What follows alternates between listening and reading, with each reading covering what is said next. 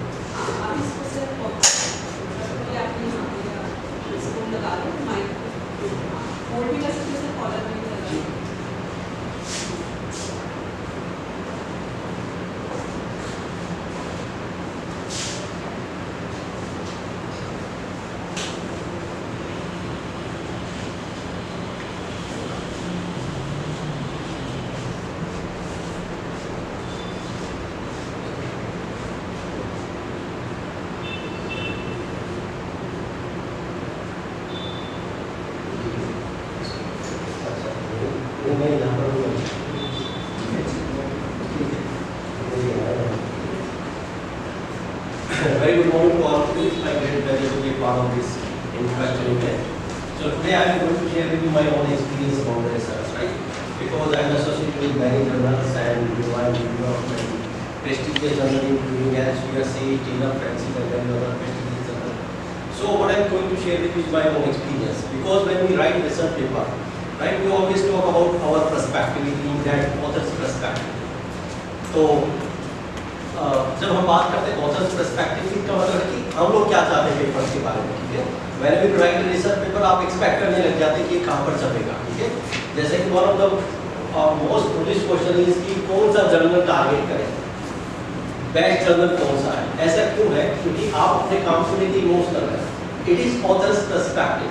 So today I am going to discuss about the reviewer's perspective or editor's perspective because your perspective is not important. The perspective of editor or reviewer is important because they are the people जो आपको select करेंगे आपके paper को और reject करेंगे, right? So in this slide I am going to give you some of the important insight. Next slide please. Okay, ये है यहीं पर. अच्छा, कोई मुझे बताएगा आपने इसको एक पेपर पब्लिश करता है? कुछ आपने पेपर पब्लिश किए हैं? Slide show. पेपर पब्लिश करते हैं आप लोग? कहाँ पब्लिश किया आपने? एमराल्ड बाइले, वेरी गुड. आइजेश, ठीक है, आप काफी सारा जानते हैं इसके बारे में. सी, वेरी गुड, ठीक है. बाइले का कौन सा जर्नल? बिजनेस एंड सोसाइटी का एमराल्ड है. Business and society review is from emerald. I think it is not so, क्योंकि जर्नल्स में कंडीशन नहीं कि आपका नेम अलग होना चाहिए, क्योंकि मतलब on the same title ISSN number can be issued, ठीक है? तो बहुत बार आप देखते होंगे कि एक ही नेम से दो जर्नल्स भी आपको मिल जाते हैं. ऐसा अवॉइड करते हैं लेकिन ऐसा मिल जाता है, ठीक है? तो खैर एनीवे, तो जो अच्छे जर्नल्स के लिए लिख चुके हैं, जैसे कि if you have already written for YTC, Taylor, Francis, etc. and of course elsewhere, then you know so many things about what is the procedure. तो मैं आज बात करूँगा about the three important reasons of the rejections. I will start with the reasons of rejections, right? Because I assume that you know how to write research paper. I don't want to go in the deep कि आपको कैसे introduction लिखना चाहिए, क्या कैसे आपको how to write review of literature and how to design your pathology section and then how to discuss your study discussion section, then conclude remarks and all that. Because I assume that you know, yeah, and you know. Some of you have already written for prestigious journals. Yeah? So what I am going to discuss with you is the reasons of rejections. कि paper reject होते क्यों हैं, ठीक है? तो paper reject होते हैं 3 stages पे मिलेंगे, ठीक है। The first stage is called desk rejection, the second stage is called failure review stage, जहाँ पर पेपर रिजेक्ट होता है। Third stage is called editors rejection, और इसके बाद भी आपका पेपर रिजेक्ट हो सकता है इवन आफ्टर द एक्सेप्टेंस और even after the publication of your paper. आपके पेपर को पब्लिश हुए हो गए हैं 1 साल 2 साल, तो क्या आपको पता तब भी आपका पेपर रिजेक्ट हो सकता है? तब भी हो सकता है, इसको बोलते हैं रिट्रैक्शन ऑफ पेपर। आपके पेपर को रिट्रैक्ट कर दिया जाता है। Now it is very common, right? There are many reasons of rejection, but the most common reasons of retractions are unethical practices. जो सबसे ज़्यादा जो देखने को मिले हैं वो अनएथिकल प्रैक्टिसेस जो रीज़न है वो देखने को मिलता है कि जैसे कि आपने पेपर पब्लिश किया, आपने डाटा को मैनिपुलेट किया, प्लैगियरिज्म इशू, ऑथर्स के कॉन्फ्लिक्ट, इन सब की वजह से क्या होता है, आपका जो पेपर होता है उसको रिट्रैक्ट कर दिया जाता है। इसलिए आजकल आप देखते भी होंगे कि न्यूज़ में काफ़ी कुछ आता है रिट्रैक्शन के बारे में कि आपके पेपर बड़े बड़े ऑथर्स हैं उनके पेपर रिट्रैक्ट हो जाते हैं, ठीक है। और रिट्रैक्शन काफ़ी मतलब जैसे प्लैगियरिज्म, अगर आपके पेपर में प्लैगियरिज्म मिल जाता तो कहा जाता है कि मतलब ऑथर अच्छा नहीं है, लेकिन अगर रिट्रैक्शन मिल जाता तो ये और भी ज़्यादा सही को मिल जाता और और भी ज़्यादा, इससे आप जो मार्केट में वैल्यू कर सकते हैं। तो there are 3 or 4 important stages which we should consider, because if you know the reasons of the rejection तो बहुत आसान है आपके लिए जानना कि आपका पेपर एक्सेप्ट कैसे होगा। हम थोड़ा सा उल्टा चलेंगे, ठीक है। तो टेस्ट क्या होता है? Whenever you submit your paper, the first and most important thing you should understand और आपको समझनी चाहिए क्या है कि nowadays you cannot submit your paper directly. Directly means you cannot submit your paper via email.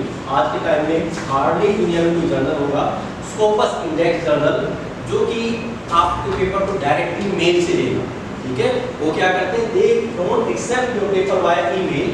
You need to submit your paper through the submission gateway, जिसको आप manuscript centre बोलते हैं। IEEE का अलग है, टेलर साइंसेस का अलग है, वाइली का अलग है, सभी ने अपने अपने बनानी है। इनको सबमिशन गेटवे समझिए कि जिसके थ्रू आप पेपर को सबमिट कर सकते हैं, ठीक है। जो पेपर सबमिट करते हैं उनको पता है कि वो क्या प्रोसीजर होता है। अदरवाइज ये भी पूरा वर्कशॉप का इशू है कि आपको पेपर कैसे सबमिट करना चाहिए, because nowadays you need to give various kinds of undertaking. बहुत सारे आपको टिक लगाने पड़ेंगे, एग्रीमेंट करने पड़ेंगे। अगर आप कहीं पर भी किसी भी जगह पे आप गलत टिक कर देते हैं, गलत एग्री कर देते हैं या किसी भी पॉइंट को डिसएग्री कर देते हैं तो क्या होगा, आपके पेपर को कंसीडर नहीं किया जाएगा। तो बहुत सारी स्टेटमेंट्स होती हैं जो आपको कंसीडर करनी पड़ती है। तो nowadays you cannot submit your paper directly in any journal. You can submit only through the submission gateway, and the idea behind it is that to make the submission process more transparent. कि जैसे ही आप paper को submit करेंगे आपको एक number issue हो जाएगा, ठीक है। और नंबर इशू कैसे होगा, जैसे मान लीजिए आपने पॉलिसी रिसर्च में पेपर सबमिट किया तो होगा PR 2024 जो भी होगा। जैसे कि मान लीजिए आपने जुलाई मंथ में किया है तो 7 आपका जो पेपर जो अब तक जो पेपर इस ईयर में सबमिट हुए हैं, मान लीजिए आपका पेपर है 189 तो आपको 189 होगा। उसके 1 मिनट के बाद अगर आप कोई दूसरा पेपर सबमिट करेंगे तो उसको क्या मिलेगा, 190। सिस्टम को ट्रांसपेरेंट बनाने के लिए कि कहीं ऐसा तो नहीं है कि जिसने सबसे लेट सबमिट किया उसके पेपर को आप पहले कंसीडर कर रहे हैं और जिसने सबसे पहले कंसीडर किया उसके पेपर को आप लेट कर रहे हैं। जैसे कि मेल में यही होता है। मेल की सबसे बड़ी प्रॉब्लम क्या है, आपने मुझे पेपर भेजे, मेरा जो मन करेगा उस पेपर को मैं कंसीडर करूंगा, जिस टाइप पे करूंगा, क्योंकि कोई कहने वाला ही नहीं। Now the system is very transparent, ठीक है। तो इसलिए ये किया गया है। अब देखिए डेस्क पे what are the reasons of rejections at the desk, ठीक है। डेस्क पे पेपर के रिजेक्ट होने के रीजन क्या है, डेस्क रिजेक्शन का क्या मतलब होता है कि इन द इनिशियल स्क्रीनिंग, ठीक है, तो आप पूरा एडिटोरियल बोर्ड की कंपोजिशन समझते होंगे। एक एडिटर होता है, एक हैंडलिंग एडिटर होता है, कमिश्निंग एडिटर होता है। इसके अलावा और बहुत सारा एडिटोरियल बोर्ड होता है। उसमें जो जनरली हैंडलिंग एडिटर होता है उसका काम होता है कि जैसे कोई सबमिशन आता है उस सबमिशन को देखना, एक बार देख लेना कि क्या ये है। तो वो क्या देखता है, व्हाट दे जनरली कंसीडर, ठीक है। वो क्या देखते हैं, वो देखते हैं कि कहीं प्लैगियरिज्म तो नहीं है, सबसे पहले। इससे भी पहले देखते हैं तो प्लैगियरिज्म के सॉफ्टवेयर को भी कुछ नहीं देखते हैं। The first and the most important thing we look for is that whether the manuscript formed within the journal's aims and scope or not. अगर जैसे ही आप पेपर को सबमिट करते हैं और उनको लगता है कि आपकी जो मैन्युस्क्रिप्ट है वो एम्स एंड स्कोप से बाहर है, तो क्या करेगा, तुरंत ही आपके पेपर को रिजेक्ट कर देगा विदाउट गिविंग एनी रीजंस। इसलिए आपने देखा होगा मैक्सिमम टाइम्स क्या होता है, when you submit your paper in high quality journal, तो आपके पास तुरंत एक मेल आ जाती है कि we are not able to publish your paper because your paper is out of scope. It mean that कि देखिए जर्नल, जैसे कि हम मूवीज देखते हैं, मूवीज की एक ऑडियंस होती है ना, जैसे कि किसी भी तरह की मूवी देखिए उसकी अलग तरह की ऑडियंस होती है। तो जो डायरेक्टर होता है वो क्या करता है, मूवी को उसी ऑडियंस को टारगेट करने के लिए बनाता है। जैसे हम प्रोडक्ट बनाते हैं, जैसे बच्चों के लिए अगर आपको बच्चों के लिए कोई प्रोडक्ट को प्रमोट करना तो आप कहाँ प्रमोट करेंगे, जो बच्चों के प्रोग्राम आते हैं टीवी पे, जो कार्टून नेटवर्क है, इन सब पे प्रमोट करेंगे। क्या आप उसको इस चैनल पे थोड़ी ना करेंगे जो कि होता है जैसे कि न्यूज़ चैनल, क्योंकि न्यूज़ तो बच्चे देखेंगे नहीं। अगर वो देखेंगे नहीं तो जिद नहीं करेंगे तो फिर आप प्रोडक्ट का उसकी एडवर्टीजमेंट बेकार जाएगी। तो इसलिए क्या करते हैं, हर जर्नल का एक टारगेट ऑडियंस होती है कि हम इन ऑडियंस को टारगेट करना है, इन लोगों को, रीडर्स को टारगेट करना है, ठीक है। तो उसके लिए वो डिफाइन करते हैं एम्स एंड ऑब्जेक्टिव। देखिए ये देखने में बड़ा आसान लगता है, लेकिन मैं आपको बताता हूँ 95% रिजेक्शन जो होते हैं वो इसी वजह से हो जाते हैं, एम्स एंड स्कोप। हमें लगता है कि तो बहुत आसान है, असल में बहुत मुश्किल है, ठीक है। क्योंकि कई बार क्या होता है, आपको बहुत डिटेल में जाना पड़ता है। जैसे कि मान लीजिए आपने एक पेपर लिखा, जैसे मान लीजिए आपने जो डिफरेंट लेयर्स ऑफ मैनेजमेंट होते हैं, ठीक है, आप किसकी डिसिप्लिन से, मतलब कॉमर्स मैनेजमेंट इसी से ज़्यादा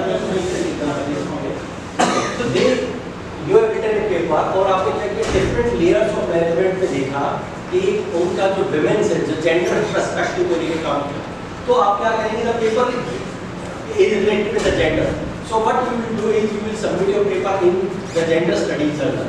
तो जब भी आप जेंडर स्टडीज में सबमिट करेंगे, आपके पास मेल आए कि we are not able to consider your paper because of this particular reason, your paper is out of scope.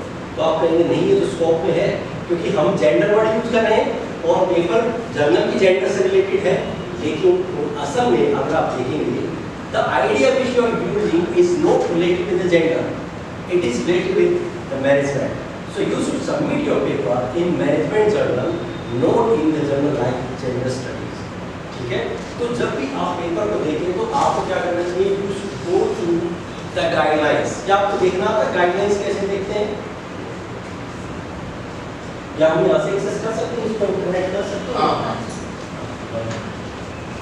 तो आपको मिलेगा एम्स एंड स्कोप। अगर आप एमराल्ड पे जाएंगे तो उसमें भी एम्स एंड स्कोप में दिया होगा।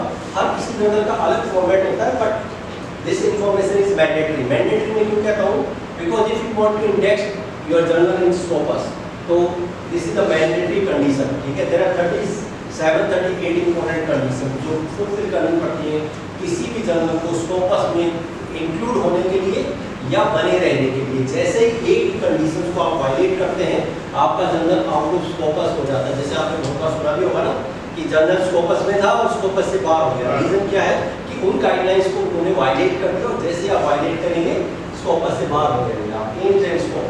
तो देखिए अब हम कैसे इसको जरूर स्टडी कीजिएगा। The Indian journal of gender study is a peer reviewed journal. It aims at providing a holistic understanding of society. Its objective is to encourage and publish research, analysis and informed decision on the issue related to the gender. Okay? Often contributing challenging existing social attitudes and academic biases. देखिए मैंने आपको बताया था, हमने क्या problem थी, management से related problem. ये कौन सी प्रॉब्लम्स को पब्लिश करते हैं, जो कि सोसाइटी से रिलेटेड प्रॉब्लम्स हैं।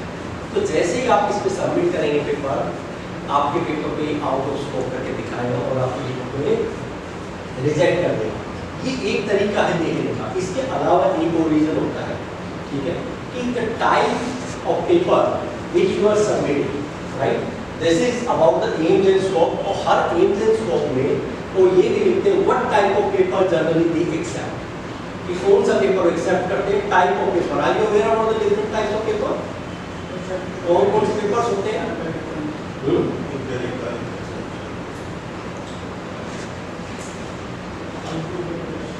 research article, review papers.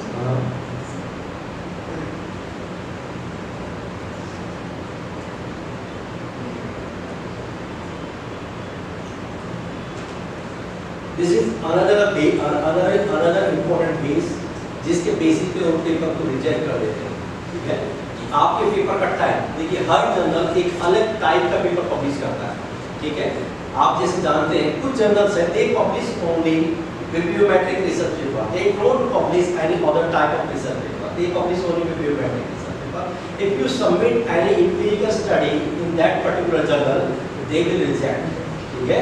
Similarly, कुछ जर्नल ऐसे होते हैं they publish only quantitative research, ठीक है।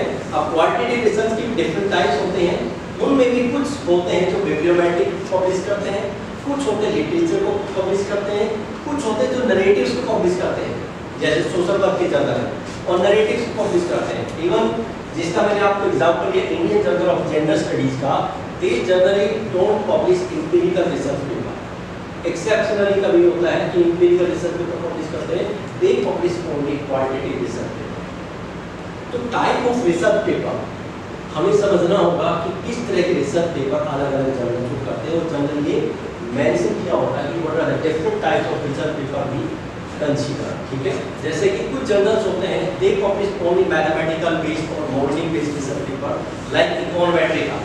If you submit any quantitative research paper in econometrica, they will not publish, क्योंकि econometrica का तो मतलब ही है जिसमें स्टार्टिंग से लेकर एंड तक इकोनोमेट्रिक्स ही होगी, ठीक है।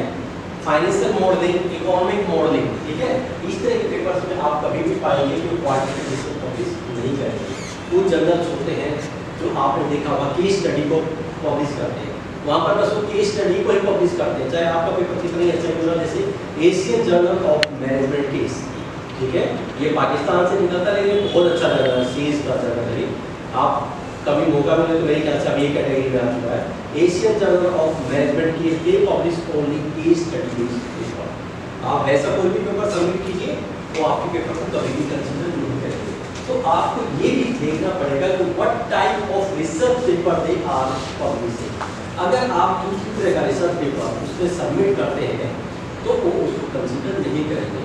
तीसरे जर्नल जो होते हैं वो होते हैं they publish next type of research paper, they publish case study, they publish bibliometric research paper, they publish empirical research paper, they publish all types of research paper. सभी तरह के पेपर करते हैं जो ज़्यादातर हम देखते भी हैं। ज़्यादातर जर्नल्स हमने देखे ना, उसमें आप सभी तरह के रिसर्च पेपर सबमिट कर सकते हैं और उसको पब्लिश करते हैं। तो जर्नल्स का आपको टाइप समझना पड़ेगा। जैसे कि एक जर्नल है मैनेजमेंट क्वार्टरली रिव्यू, ठीक है, ये स्पेंजर का जर्नल है। आप देखेंगे ये publish only bibliometric research paper based on the review of literature, replica study and narratives, इनको ही पब्लिश करते हैं और किसी भी तरह के रिसर्च पेपर को पब्लिश नहीं करते। अगर आप कोई पेपर इन जर्नल्स में सबमिट करते हैं तो क्या करेंगे, तो आपके पेपर को रिजेक्ट कर देंगे। तो दो ये बहुत बड़े रीजन है जिसके बारे में हम नहीं जानते, ठीक है, क्योंकि हम जैसे ही रिसर्च पेपर कंप्लीट होता है हम सबसे ज़्यादा जल्दी किस चीज़ में होते हैं कि उसको सबमिट कर दो। नहीं, मैं हमेशा कहता हूँ कि पेपर लिखना आपका 40% वर्क है, 60% वर्क उसके बाद है। पब्लिकेशन इज ए स्ट्रेटेजी, याद रखिए। पब्लिकेशन कोई ऐसा नहीं है कि आप बहुत अच्छा आपने पेपर लिख लिया तो पब्लिश हो जाएगा, बहुत अच्छा पेपर नहीं है तो पब्लिश नहीं होगा। मैं अपना एक्सपीरियंस बताता हूँ, कई बार ऐसा होता है हमारा पेपर स्कोपस जर्नल से भी रिजेक्ट हो जाता है और हम देखते हैं वो पेपर में बी कैटेगरी में एक्सेप्ट हो जाता है। बहुत बार देखते हैं कि पेपर हमने ए कैटेगरी के जर्नल के लिए भेजा था और वो पेपर स्कोपस के लिए भी घूमता रहता है, लास्ट में हम उसको स्कोपस में सबमिट करते हैं कि कहीं कहीं पब्लिश हो जाए। तो ये क्वालिटी नहीं है, मतलब अकेला क्वालिटी इंपॉर्टेंट नहीं है, क्वालिटी के साथ साथ स्ट्रेटेजी भी इंपॉर्टेंट है, ठीक है। तो सही स्ट्रेटेजी में जब आप बात करेंगे तो सबसे पहले इन चीज़ों को आप कंसीडर कीजिए जो आपको नहीं करना, क्या करना है इससे ज़्यादा इंपॉर्टेंट है आपको क्या नहीं करना, क्योंकि पब्लिकेशन भी क्या है, it's like a selection process, it is a rejection process basically. आज के टाइम में आप देखेंगे जर्नल्स के पास हजारों में सबमिशन आते हैं, जैसे कि आप आईडी देखेंगे कुछ एक जर्नल्स का, जैसे जो टॉप जर्नल्स हैं उनका अगर आप आईडी देखेंगे सबमिशन आईडी तो जून जुलाई में होता है 2000-3000, इतना ज़्यादा सबमिशन होता है क्योंकि पूरी दुनिया में लोग एक ही काम कर रहे हैं, रिसर्च पेपर पब्लिश कर रहे हैं। ये इंडिया में भी प्रेशर नहीं है, ये पूरी दुनिया में सभी यूनिवर्सिटीज में सभी के ऊपर प्रेशर है, इसीलिए सबमिशन बहुत ज़्यादा है, they have more paper in their hand, तो the rate of rejection is also very high. तो आपको ये देखना है कि पेपर की कौन सी है। अब देखिए पेपर के बारे में भी हम कुछ जानते हैं, समझते हैं क्विकली कि पेपर की टाइप क्या होती है। एक क्वेश्चन आपका था क्या था सर? जैसे कई बार जर्नल्स होते हैं जो रीजन स्पेसिफिक होते हैं, हाँ, जैसे साउथ एशियन, ठीक है, साउथ एशियन के होते हैं, चाइनीज जर्नल, ठीक है, इटालियन जर्नल। लेकिन देखिए इन जर्नल्स में क्या होता है, कुछ जर्नल्स होते हैं जो बहुत स्पेसिफिक होते हैं, जो साउथ एशिया, जैसे कि साउथ एशियन, जिन जर्नल्स का स्कोप बहुत बड़ा होता है, जैसे कि South Asian journal of management. So generally they publish the study which are directly और indirectly related with the South Asia. लेकिन यहीं पर कंट्री स्पेसिफिक जो जर्नल होते हैं, वहाँ पर आपको डरने की जरूरत नहीं है, वहाँ पर आप कहीं का भी पेपर डाल दीजिए। जैसे कि in Italian journal of marketing, there is a journal of journal Italian journal of marketing, आप इंडिया के हैं, आप इंडिया करके सबमिट कर दीजिए, they will publish your paper, ठीक है। जैसे कि Indian journal of marketing, American journal of economics, ये तो चलता ही है ना। आप जैसे अमेरिकन जर्नल ऑफ इकोनॉमिक्स है, अमेरिकन जर्नल ऑफ बिजनेस है, तो उसमें तो दुनिया भर के पेपर आते हैं, हर जगह से आपके पब्लिश होंगे। तो कंट्री का नाम जर्नल के साथ है, it doesn't mean that they are going to publish the paper related to that particular country only, but एक रीजन से स्पेसिफिक है, तो इन दैट केस आपको थोड़ा ध्यान रखना पड़ेगा। जैसे साउथ एशियन रीजन है, लैटिन अमेरिकन, ठीक है, the type of research, so you need to mention the type of research. अब यहाँ पर क्या होता है, देखिए it is also one of the important basis of rejection. कैसे? अगर आपको अपने पेपर की टाइप ही नहीं पता और आप गलत टाइप से कर देते हैं, तो एडिटर को पता लग जाएगा कि आप को समझ नहीं है चीज़ों की। तो आप समझिए कि टाइप ऑफ रिसर्च पेपर क्या होते हैं। पहले मैं आपको बताऊंगा कि जर्नल किस तरह से टाइप को कंसीडर करते हैं, वैसे टाइप्स ऑफ रिसर्च पेपर क्या होता है, थोड़ा सा इनके बारे में बताऊंगा, इन पेपर्स में असली क्या होता है और ये क्यों लिखे जाते हैं। The first type of research paper is called argumentative research paper. कौन से होते हैं रिसर्च पेपर? आर्गुमेंटिव। कौन से वाले? ठीक है, empirical, exactly. Argumentative research paper, the paper in which you present your argument and support your argument with the help of primary or secondary data. Such type of research paper are called argumentative research paper. In other words, you can say the paper which are based on the hypothesis. अब hypothesis क्या होता है? हम इसको argumentative बोलते हैं। Hypothesis क्या होता है बताइए कोई बड़ी चीज का है?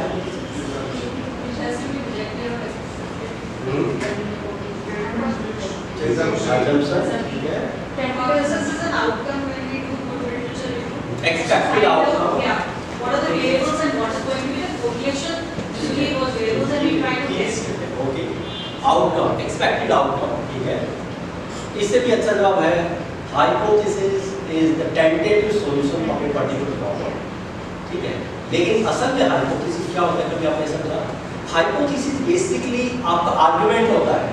The argument which you are presenting on the basis of the previous literature. ये तो है।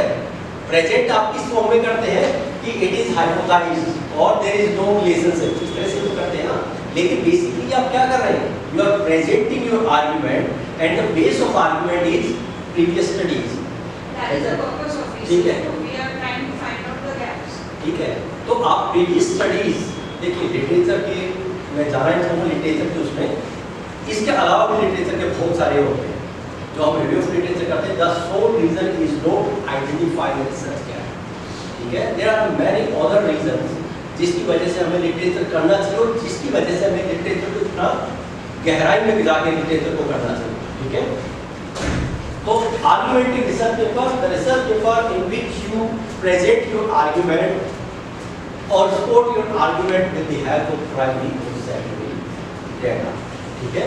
जैसे कि आप प्राइमरी डेटा लें या सेकेंडरी डेटा लें, आप कब लेते हैं? जब आपके पास हाइपोथेसिस होते हैं, हाइपोथेसिस होते हैं या आपके पास एक डायरेक्शन होते हैं। बेसिकली आप क्या करते हैं जब आप डायरेक्शन देते हैं, बेसिकली आप क्या करते हैं जब हाइपोथेसिस देते हैं तो क्या करते हैं? आप रिसर्च को डायरेक्शन देते हैं कि रिलेशनशिप है या रिलेशनशिप नहीं है, इस तरह का डायरेक्शन देते हैं, ठीक है।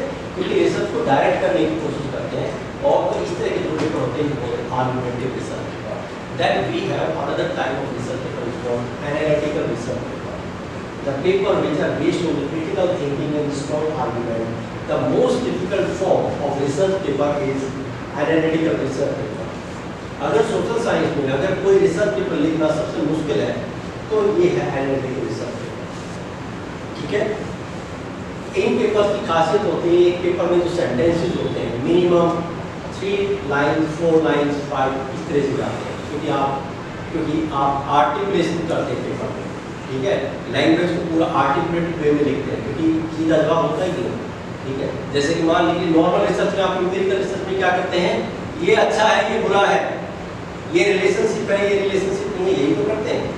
लेकिन यहाँ पर आप क्या करते हैं, इसमें रिलेशनशिप है लेकिन ये इस वजह से है, और अगर रिलेशनशिप है तो ये इस तरह का है, अगर हम इसको ऐसे कर देंगे तो रिलेशनशिप नहीं रहेगा, या इंपॉर्टेंट नहीं रहेगा, या इंपॉर्टेंट रहेगा तो क्यों के लिए रहेगा। आप एक लंबी स्टोरी लिखते हैं on the basis of the results of previous studies. ये जो मैनिपुलेशन है वर्ड्स की या जो कोई आर्टिकुलेशन है, इट इज वेरी डिफिकल्ट, ठीक है। और इसके अलावा इन पेपर्स की जो वैल्यू है ये इसलिए भी है, इन पेपर्स का नाम होता है कौन सी रिसर्च पेपर, ठीक है। Because the purpose of these research paper is to provide the solution of a particular problem. और दुनिया किसमें इंटरेस्टेड है, सॉल्यूशन में, प्रॉब्लम में नहीं है। प्रॉब्लम को हम सब जानते हैं, दुनिया क्या चाहती है, तो पॉलिसी मेकर्स क्या चाहते हैं कि आपने क्या सॉल्यूशन दिया। इसलिए आप कभी देखेंगे तो आप इंटरनेशनल कॉन्फ्रेंस जो बाहर होती है, बाहर की इंटरनेशनल कॉन्फ्रेंस की बहुत तरह की होती है।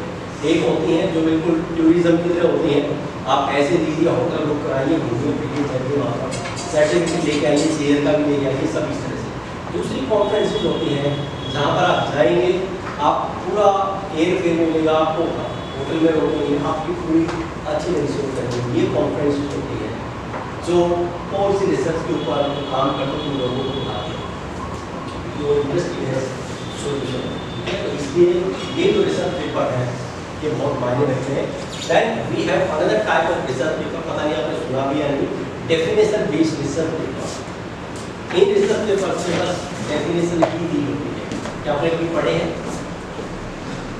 ये कमाल के रिसर्च पेपर होते हैं, डेफिनेशन बेस्ड रिसर्च पेपर, ठीक है। आपने बुक्स पढ़ी होंगी, बुक्स में जब चैप्टर स्टार्ट होता है तो क्या होता है, बहुत सारे लोगों की डेफिनेशन दी होती है, फिर डेफिनेशन को थोड़ा थोड़ा क्रिटिसाइज किया होता है, ठीक है।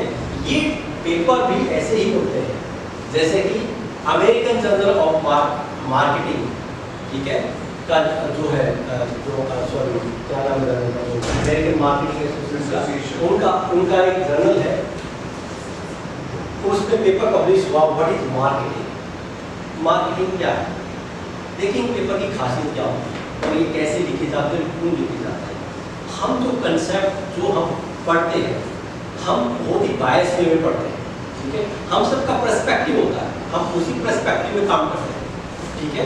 लेकिन जब आप रिसर्च करते हैं तो आपको सारे पर्सपेक्टिव सोचने पड़ते हैं, ठीक है, क्योंकि आप एक प्रॉब्लम को ब्रॉडर वे में लेके चल रहे हैं, जाएंगे नैरो पॉइंट पे, लेकिन पर्सपेक्टिव क्या होगा आपका ब्रॉडर पर्सपेक्टिव होगा। तो you need to understand the different perspective of a particular problem. जैसे कि आपने मार्केटिंग पढ़ी होगी तो मार्केटिंग की सबसे पुरानी डेफिनेशन क्या थी, प्रोडक्शन अप्रोच, ठीक है। और वहाँ पर कौन सा लॉ लागू होता था, सेल्स लॉ, कि whatever you produce the consumers are forced to buy, supply creates its own demand, ठीक है। तो बिल्कुल ठीक है, अब वो अप्रोच बिल्कुल सही है, स्टूडेंट्स को बताना जरूरी है कि मार्केटिंग ये नहीं है, हम मार्केटिंग को क्या बताते हैं, marketing is a consumer oriented process. लेकिन स्टूडेंट्स को ये भी बताना जरूरी है कि नहीं, ये कंज्यूमर ओरिएंटेड प्रोसेस नहीं है, ये बहुत बार सेलर्स ओरिएंटेड प्रोसेस है, प्रोडक्शन ओरिएंटेड प्रोसेस है। और आज भी उन जगह पे देखिए सेल्स लॉ एप्लीकेबल है जहाँ पर मोनोपोली, क्योंकि मोनोपोली में आप क्या करेंगे, you are forced to buy the product, क्योंकि आपके पास ऑप्शन नहीं है, तो सेल्स लॉ वहाँ पर लागू होता है, ठीक है।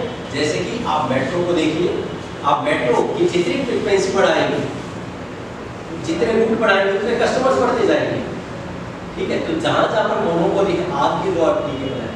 तो डिफरेंट अप्रोचेस को करने की, और मैं आपको बताता हूँ कभी भी आपको स्टूडेंट्स को कुछ भी समझाना है, ठीक है, या खुद समझना हो तो जरूर पढ़िए इस तरह के रिसर्च पेपर, हिस्ट्री जरूर जानिए, मैं दो चीज़ें जरूर पढ़ता हूँ जब किसी पेपर पर रिसर्च करता हूँ, उसकी हिस्ट्री क्या है, वो इंसान जिसने उस कंसेप्ट को दिया था और दूसरे लोगों ने उसके बारे में क्या कहा, क्योंकि you need to understand the perspective of the different people. Your perspective may be biased, आप बायस्ड हो सकते हैं। जैसे कि मैं आपको एक और पेपर बताता हूँ, एक SSRN पे, तो आप जानते हैं सोशल साइंस रिसर्च नेटवर्क है, SSRN पे एक पेपर है जिसका नाम है व्हाट इज मैरिज। क्या आप जानते नहीं मैरिज क्या है, पेपर पढ़ने की क्या जरूरत है, ठीक है, हम सब जानते हैं।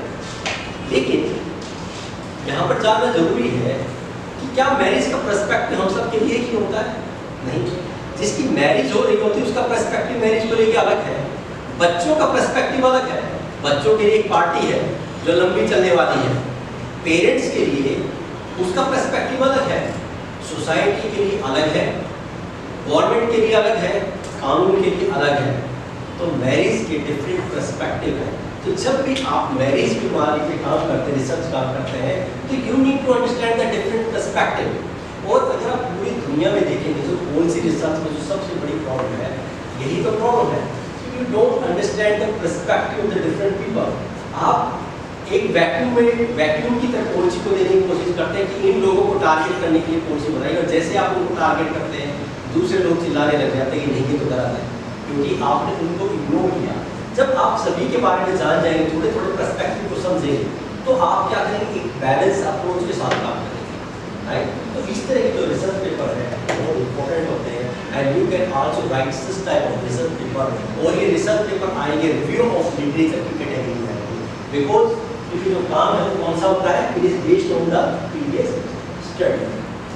कभी आप पढ़िएगा इस तरह के रिसर्च पेपर, बहुत ही मजेदार होते हैं, और जो कंसेप्ट जो चीज़ आप समझते थे उसको पूरा पूरा बदल देते हैं। जैसे ही मान लीजिए मैं आपसे पूछूं कि मैनेजमेंट क्या मुझे कोई पता है, बड़ी and with others to achieve the organisation objective in the changing business environment by effective and efficient utilisation of limited resources. What is the need of management? आपने यहाँ पर क्या पढ़ाया जाता, मैनेजमेंट। अगर आप बाहर कहीं जाएंगे तो मैनेजमेंट नहीं पढ़ाते, क्योंकि मैनेजमेंट का बेसिक क्या, change. If there is no change then there is no need to manage. So first of all you need to understand the change. सो आप मैनेज कैसे करेंगे चीज़ों को, ये चेंज पे डिपेंड करता है।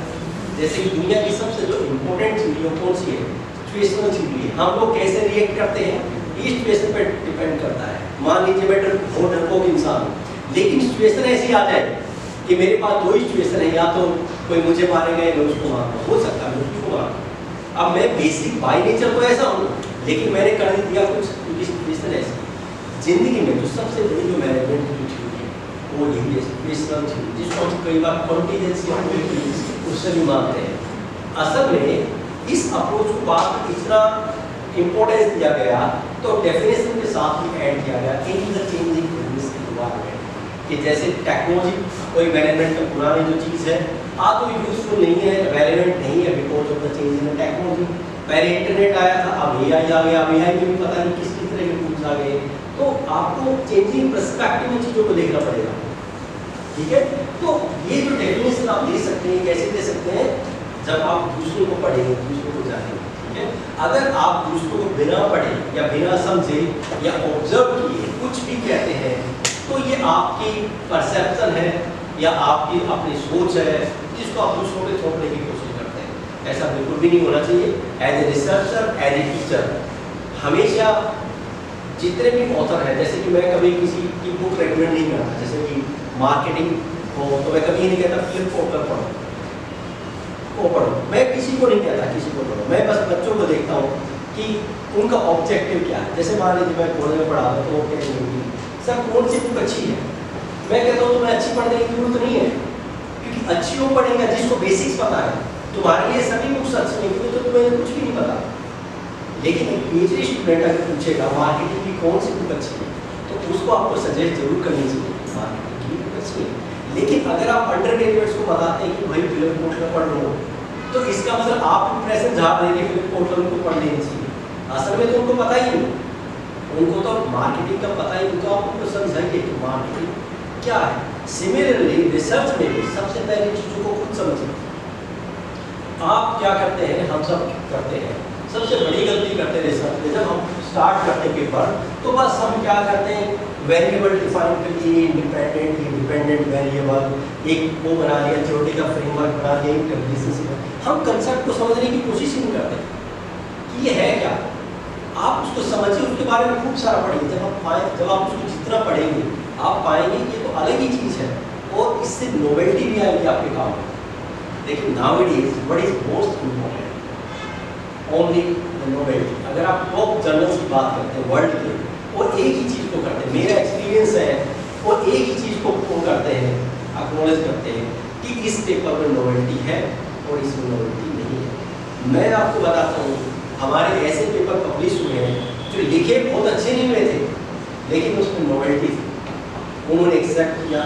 बहुत सारे पेपर ऐसे थे जिसमें कमाल का लिखा हुआ था, मतलब जबरदस्त फॉर्मेट थी, हर चीज़ जबरदस्त, लेकिन उन्होंने किसी ने पब्लिश नहीं किया, नया था।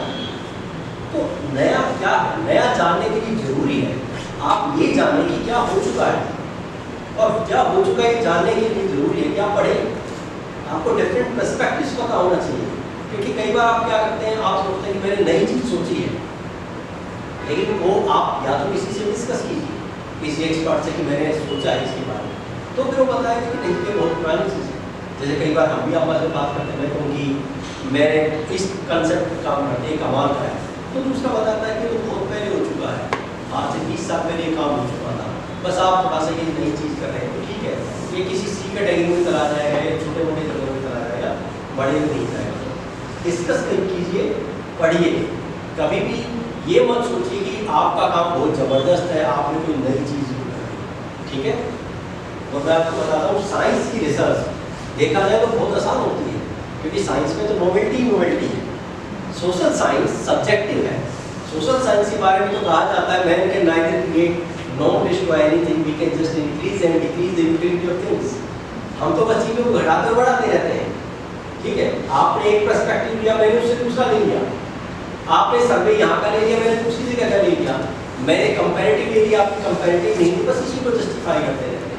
कई लोग तो मैंने देखा रिसर्च पे सैंपल को भी जस्टिफाई करते हैं कि बहुत सारी स्टडीज हो चुकी पंजाब में, लेकिन कोई भी स्टडी नहीं हुई दिल्ली में, ये भी जस्टिफिकेशन है।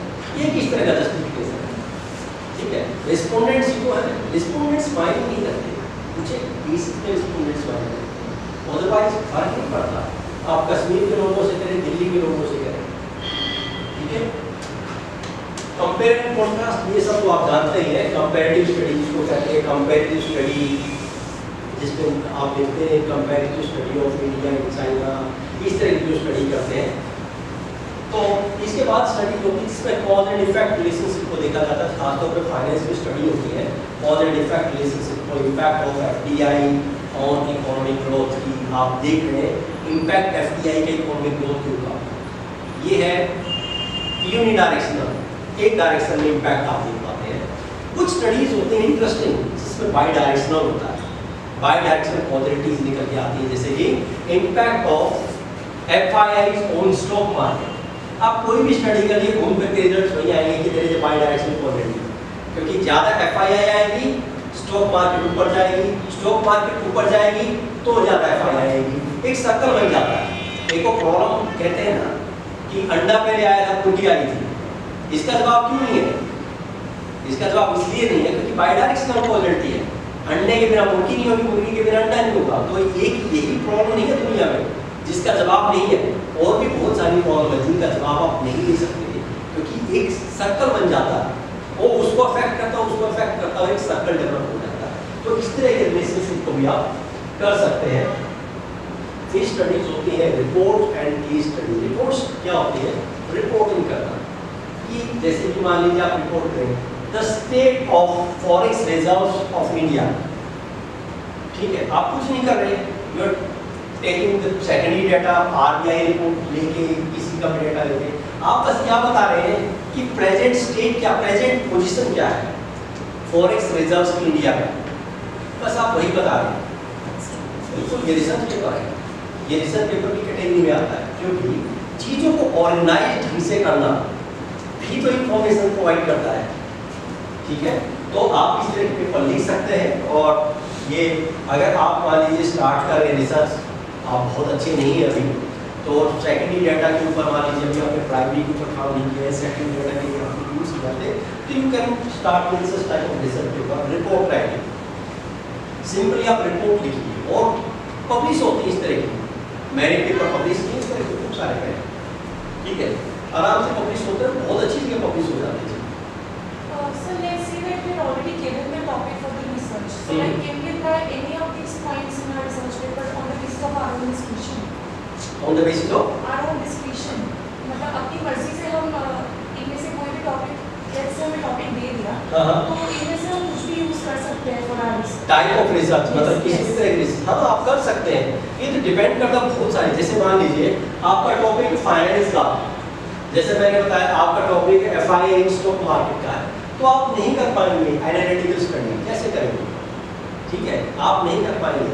जैसे आपने देखा होगा इकोनॉमिक्स की स्टडीज में और एम्पिरिकल होती है, but they don't use hypothesis, वो हाइपोथेसिस यूज नहीं करते, लेकिन आप कॉमर्स की स्टडी में देखिएगा हम हाइपोथेसिस यूज करते हैं। Generally in primary data we use hypothesis, in the secondary data we don't use hypothesis, ठीक है।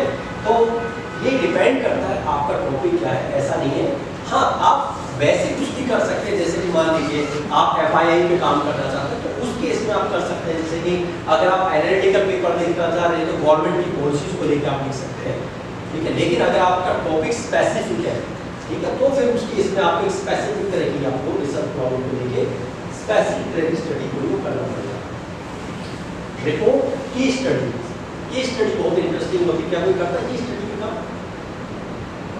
करते हैं, ठीक है। जनरली हम सब नहीं करते क्योंकि मुश्किल होता है केस स्टडी पे काम करना। इससे भी बड़ी बात होती है केस स्टडी पे हमारी ट्रेनिंग नहीं होती। जैसे आप IIM अहमदाबाद वगैरह में जाएंगे, किसी और भी स्कूल में जाएंगे, तो वहाँ पर हम स्टूडेंट्स को भी केस कराते हैं, क्योंकि उनको कराने होते हैं तो हमें समझ में आ जाते हैं। केस स्टडी बहुत मुश्किल चीज़ नहीं होती है, बस ये है कि आपको समझना होगा एक केस को पर्टिकुलर उसमें, और फिर आपको लिखना पड़ेगा।